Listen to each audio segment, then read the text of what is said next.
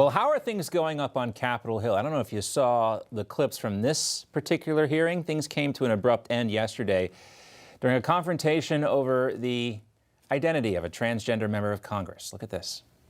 I now recognize the representative from Delaware, Mr. McBride. Thank you, Madam Chair. Ranking Member Keating, also wonderful. Mr. Chairman, could you repeat your introduction again, please? Yes, we have set the standard on the floor of the House, and I'm simply... What is that standard, Mr. Chairman? Would you repeat what you just said when you introduced a duly elected representative from the United States of America? Please. I will. The representative from Delaware, Mr. McBride. Mr. Chairman, you are out of order. Mr. Chairman, have you no decency? So that was William Keating, a congressman from Massachusetts, responding to Congressman Kei Self from Texas, who simply mentioned the fact that there's a policy now on the floor to refer to men and women by their biological sex. The congressman in question, Sarah McBride, is the first openly transgender member of Congress. Mike Johnson has weighed in on this issue previously, too, saying that he believes that men can't become women. So that's the policy. He's the Speaker of the House. Meantime, Senator Bernie Sanders is warning that the U.S. has become more dangerous to live in than any time in his life, thanks to President Donald Trump and the influence of Elon Musk. Here's Bernie.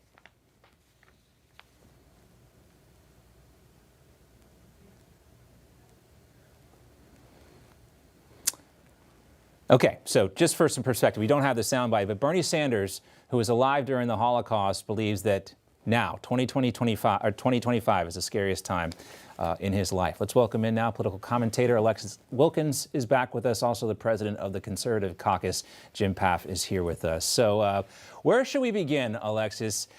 Doesn't seem like Democrats are coping very well with their current situation with like 21% public approval ratings. Great to be with you. Yes, they are having trouble with the cope. I mean, honestly, we are seeing winning, and it's not just a trope. You know, Bernie Sanders, again, as you said, was alive during these very difficult times, not only in the world, but in the United States.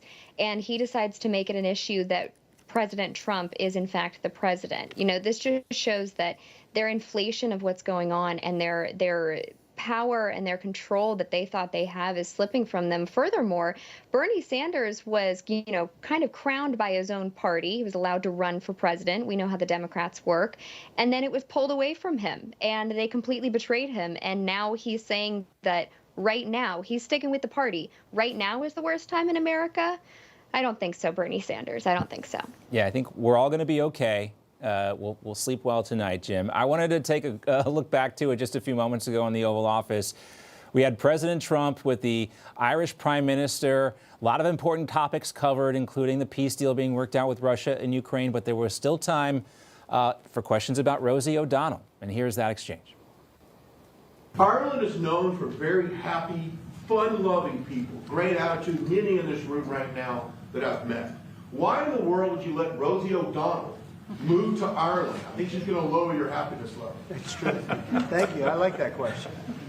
Mr. Do you know Do you know who she is? Yeah. I'm joking. You're better off not knowing. President Trump said he'd be better off not knowing. Those who don't know, this was Rosie O'Donnell, Jim, recently admitting that she had left the United States. I'm here in Ireland.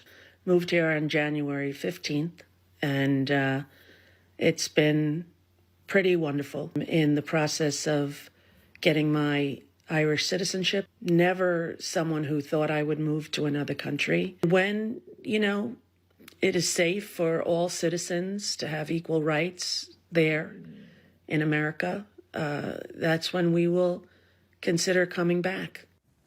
Maybe she can stay over there. I mean, Donald Trump's actually did it, Jim. He's gotten people like Rosie O'Donnell to self-deport. By the way, the situation in Ireland isn't all that good for their citizens. I have a really good friend who's been outspoken politically there, who is now under threat because of laws that Ireland has passed that are, frankly, censorship laws. So that's apparently what Rosie O'Donnell feels more comfortable with. But I I think Americans look back at this and say, that's okay. If you'd like to go there, that's fine. By the way, we don't remember who you are anyway. But well, our time with Alexis and Jim is a little short. They are coming back for stories we're not covering in just a moment. We do got to get to a quick commercial break, though, in the meantime. All right, let's check in on the stories we're not covering this week and the reasons why we're not covering them. We'll be back with our panel in a moment to make sure that we made the right decision. We'll begin with this one, though. And I can't believe the Wall Street Journal actually wrote this up. Is makeup political? A debate is playing out on social media over beauty and what it might say about someone's personal values. On one side, they report people are taking aim at so-called Republican makeup, lampooning heavy foundation, overfilled eyebrows, and an expression of conservative values. In response, conservatives are accusing liberals of clumsy, applied, clownish makeup that doesn't align with traditional gender norms, mocking their hair dye, piercings, and neon lipstick. Pick your warriors, America. But I don't think this is something maybe for the Wall Street Journal or for our program either, so we'll not cover that one. Our next story involves musicians who are speaking the truth. The internet is going wild after rapper Lil Yachty calls out Black Lives Matter during some sort of internet cooking show. Take a look. BLM is a scam. Clip that. Send it to the fucking news. BLM was literally a scam. They had bought mansions and.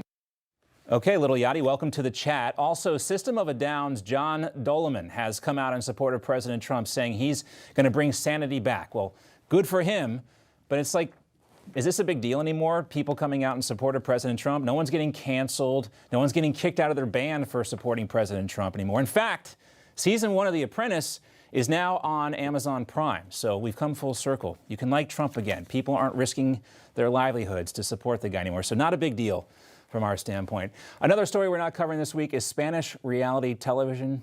It's really jumped the shark. Everyone's talking about this viral clip from Temptation Island, the Spanish edition. The Guardian covered this story. Montoya, por favor, the viral clip that could change reality shows forever. We're not covering this story because this guy got cheated on 3 different times on the same show. So I can't trust it. All right, let's welcome back our panel to judge us to make sure we're making the right calls, not covering this story. These stories. Alexis and Jim are back with us. All right, first to you, Alexis. You know, you're a musician. You've been a longtime supporter of President Trump. What do you think? Lil Yachty speaking truth about BLM, and System of a Down's John Dolmayan now coming out in support of President Trump. This isn't news, right? You know, I think it's great that they're doing it. I think it's great that they're speaking out, but I tend to agree with the fact that the less that we make this a huge deal in culture, the more it's going to happen. You know, when people were getting canceled, the left was plastering it on every front page, and of course they're quiet when people come out in support of the right or President Trump himself. But I do agree that almost mitigating the cultural side and saying, yeah, we kind of won the culture thing and we're going to move on to the next argument, I think that that's okay. I think you guys got it right. All right, thank you for that. Thank you for that vote of confidence there. Jim, did we make the right calls not covering these stories? You absolutely did. And remember, Rush Limbaugh famously always said that liberalism was kind of the last refuge of ugly women. Yeah, I think that unless you could have brought up the Rush Limbaugh angle, I would not have done that story for sure. Well, that's a fair point, and that's what we're here for. We want to have this open conversation and dialogue with our guests and our audience. But I think America chose Republicans in November for many reasons, and I'll just leave it at that. Jim and Alexis, great to see you both. Thanks for being here today.